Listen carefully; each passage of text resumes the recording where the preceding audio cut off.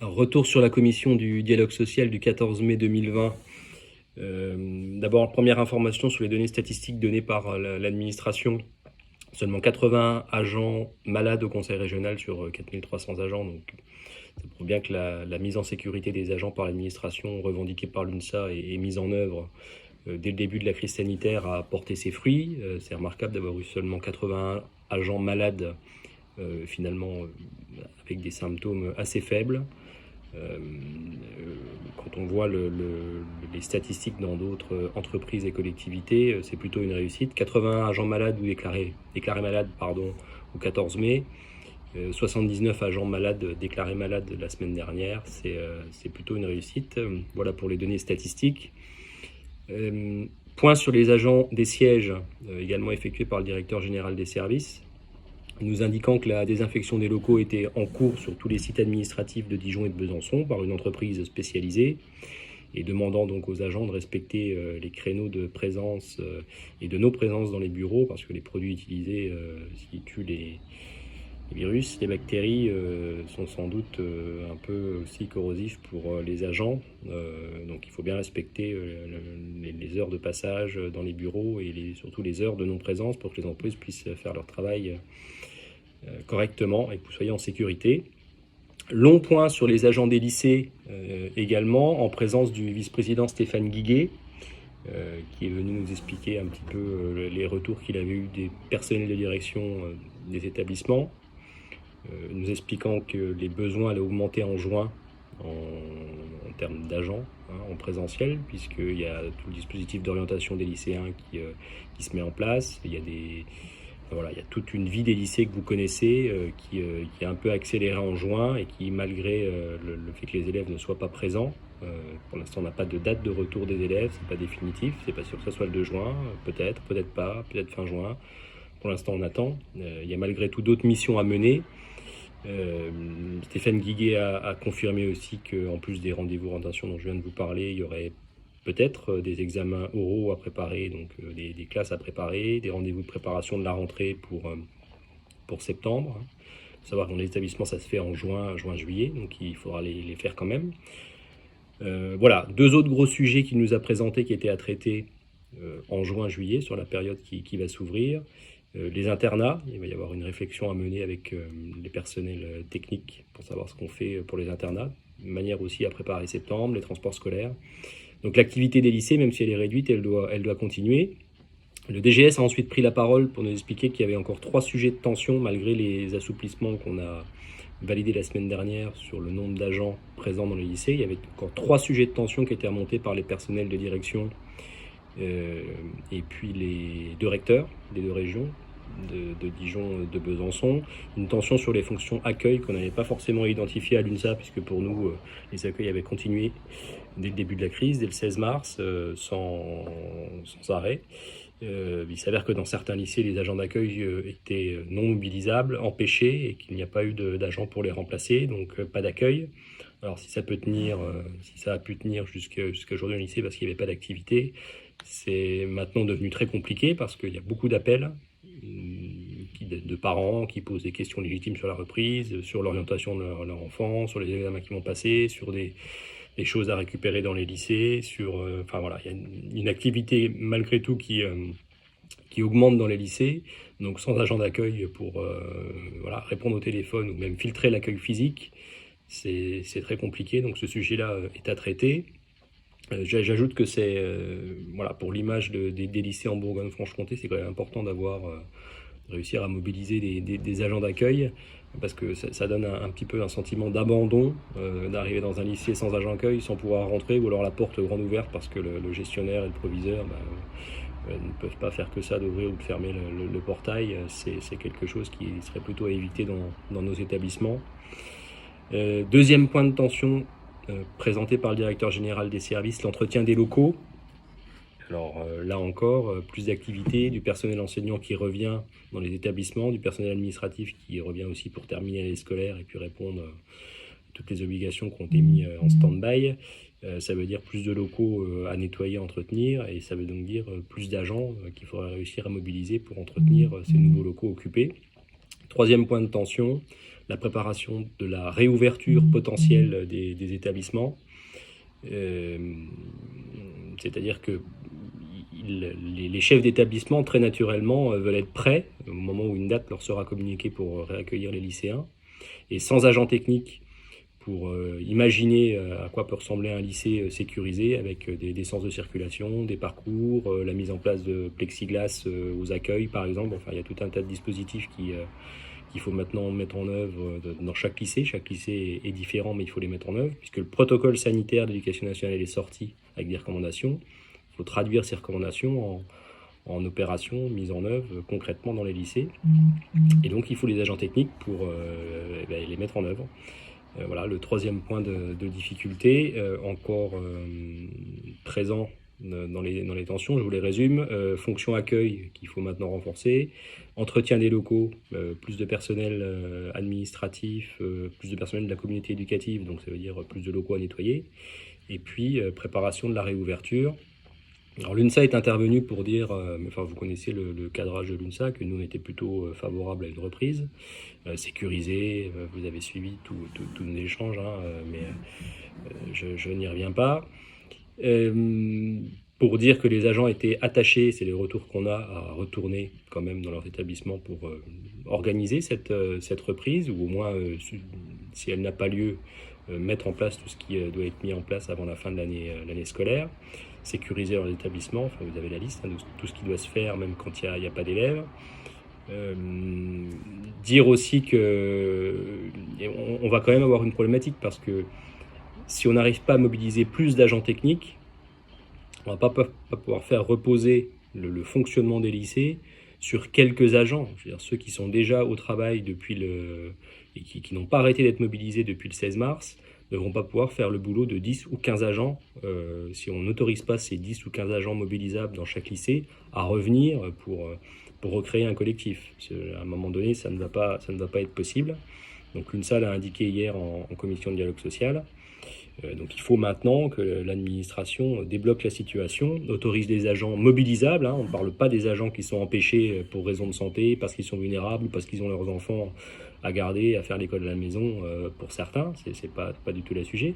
Mais les agents qui sont mobilisables, aptes et puis qui souhaitent revenir, doivent pouvoir revenir pour remettre en route leur lycée et puis organiser les choses sur le mois de juin, comme c'est attendu.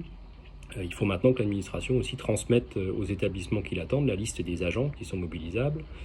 Mais ça, j'en reparlerai après. Donc sur la fonction accueil, on a convenu hier qu'on puisse demander aux agents qui faisaient dans certains lycées l'intérim sur l'accueil, le remplacement, puissent être mobilisés si possible pour renforcer la fonction accueil des établissements. L'UNSA a insisté sur le fait que si un agent faisait la mission accueil, il faudrait qu'il puisse être éligible à la NBI. C'est bien naturel, on regardera ça avec attention. Sur l'entretien des locaux, c'est déjà ce qui se fait déjà, ça a été validé hier, mais évidemment, c'est le bon sens, même si pour certains collègues, d'autres organisations syndicales, c'est pas si évident, mais s'il y a plus d'activités, il faut qu'il y ait plus d'agents pour les exercer, ça semble logique. Et puis la préparation de la réouverture, il a été convenu aussi que l'agent d'encadrement pourrait être rappelé par l'établissement en présentiel avec l'appui d'un autre agent technique pour réfléchir à la conception, à l'organisation d'une reprise dans les établissements, comme je vous en ai parlé précédemment.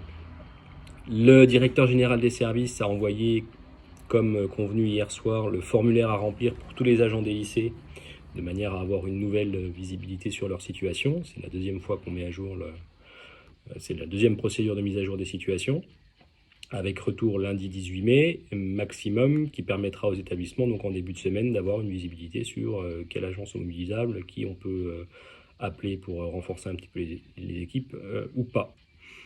Je vous fais pas de note d'ambiance, mais vous avez bien vu, pour ceux qui sont adhérents de l'UNSA, ce qu'il est de nos rapports avec nos collègues des autres syndicats. Certains ne veulent pas du tout retourner au travail, estiment que septembre, c'est plutôt la bonne période pour retourner dans les lycées et puis les réouvrir. Ils n'ont pas précisé de septembre de quelle année d'ailleurs, c'est peut-être septembre 2021. D'autres syndicats ne viennent même pas aux réunions, et puis un dernier prévient qu'il est capable de déposer un préavis de grève le 25 mai s'il y a trop d'agents qui retournent au travail. Vous voyez que ce n'est pas du tout la position de l'UNSA. On essaye d'être constructif, crédible, objectif et d'avoir quand même un sens de service public. Mais je ne m'étends pas, vous avez vu les publications internes de l'UNSA sur ce sujet. Livraison des masques, l'UNSA est remontée au créneau pour savoir ce qu'il en était.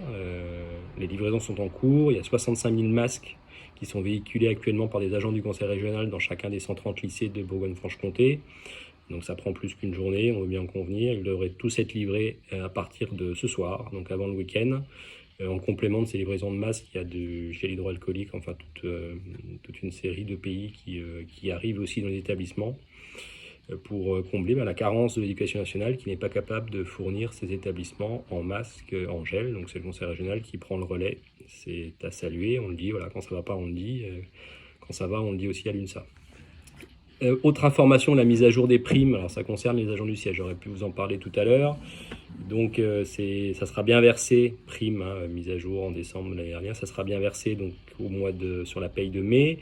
Donc l'UNSA est intervenue sur ce sujet pour demander que les agents soient bien informés préalablement du montant de leur prime, de comment ça avait été calculé, de manière à pouvoir vérifier qu'ils se retrouvent bien dans le bon groupe de classement. Le directeur général adjoint des services a répondu que la priorité c'était de verser la paye, pas d'expliquer comment elle était calculée. On n'est pas tout à fait d'accord sur ça. Moi je pense que c'est quand même important de donner l'information à l'agent sur comment il a été classé. Et nous avons convenu que les directeurs allaient avoir l'information, donc ils l'ont depuis hier, sur le classement de leurs agents. Chaque directeur a la liste, un tableau avec tel agent et dans quel groupe de classement. Donc moi j'invite tous les agents des sièges du conseil régional de contacter leur directeur pour vérifier qu'ils ont bien défendu leurs agents et que le groupe de classement attendu est bien celui qui sera effectif sur la paye de mai avec rattrapage des mois de janvier, février, mars, avril, donc sur la paye de mai. Autre point, l'entretien des tenues des agents des lycées. On avait là aussi un petit différent, enfin une petite interpellation de l'administration et puis aussi peut-être des collègues d'autres organisations syndicales.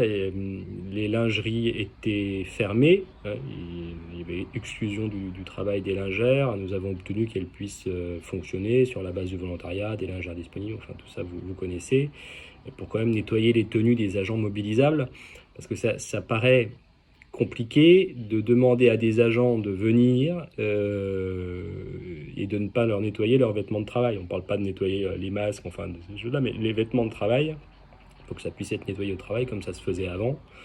Tu ne peux pas demander à un agent de venir en plus et de repartir avec ses vêtements, de les nettoyer, de revenir après. Ça nous semblait complètement... c'était pas clair cette affaire, donc les lingeries, quand elles peuvent le faire, pourront continuer de nettoyer les vêtements de travail des agents qui sont mobilisés dans cette période un peu particulière. Autre information, l'UNSA a obtenu, au début de la crise, on avait demandé à ce que les lingères soient sur la base du volontariat aussi, puissent être mobilisés pour créer des masques dans les lycées, avec le matériel du lycée, sur temps de travail dans les lycées. Ça avait été refusé. Vous avez suivi un peu la polémique sur les masques. Au début, c'était pas tellement utile de faire des masques, et puis maintenant, il en faut.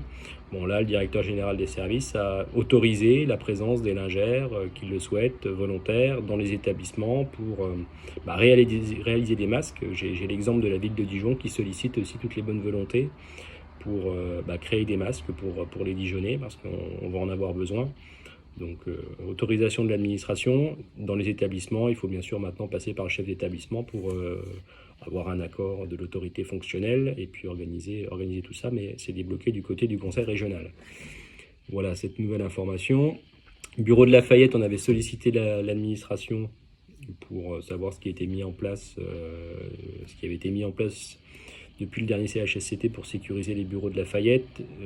Là encore, vous connaissez bien le sujet. Il s'agit des bureaux des administratifs à Planoise, puisque des confinements donc de nouveau, rodéo, insécurité autour des bureaux. L'administration nous a expliqué, on peut le comprendre, qu'elle n'avait pas pu traiter ce sujet pour l'instant, mais qu'elle reviendrait vers nous avec un explicatif sur les mesures qui seront prises pour sécuriser les agents, étant entendu que le télétravail doit quand même rester la norme pour les agents, y compris à Planoise, qui règle un certain nombre de problèmes d'insécurité. Compte épargne-temps, c'est un sujet de l'UNSA. Donc il a été débloqué au niveau national. On peut maintenant mettre, les textes sont sortis là, enfin tout ça se précise. On peut maintenant mettre jusqu'à 70 jours sur un compte épargne temps, plus 10 jours, et puis poser 20 jours voilà, sur le compte épargne temps. Bon, le directeur général des services a convenu qu'un rapport serait présenté en comité technique de fin mai pour assouplir le dispositif interne et se conformer à la réglementation. Donc, une bonne chose de faite. Qu'est-ce qui nous reste d'autre? La prime mobilité durable, qui est pareil, un texte qui est sorti au niveau national. Oui, elle devrait être déclinée au conseil régional, mais non, l'administration n'a pas eu le temps de regarder ce sujet, précisant que l'UNSA a sollicité beaucoup l'administration et qu'elle n'avait pas le temps de répondre à toutes nos demandes. On va dire que c'est plutôt positif. Le présentiel des agents vulnérables sur site dans les sièges ou dans les lycées. Donc il est possible pour un agent déclaré vulnérable qui répond aux critères que vous avez en ligne de personnes vulnérables de venir malgré tout travailler en présentiel. L'administration l'a autorisé à condition d'avoir une attestation de son médecin traitant ou du médecin de travail. Si le médecin de travail estime que oui, monsieur, madame X est vulnérable, mais elle peut revenir travailler sous telles conditions, eh bien, les conditions de reprise en présentiel seront mises en œuvre et l'agent vulnérable pourra revenir travailler s'il le souhaite. On a eu des demandes dans ce sens aussi. Et je termine par une question qui nous avait été transmise sur les contrôleurs des UT. Les contrôleurs des UT, pour l'instant, continuent d'être placés en ASA dans l'attente d'une refonte de leur mission, de leur activité, puisque bien évidemment, les contrôles terrain présentiels sont plus que limités en ce moment. Vous le comprendrez bien. Voilà ce retour sur la commission dialogue social d'hier.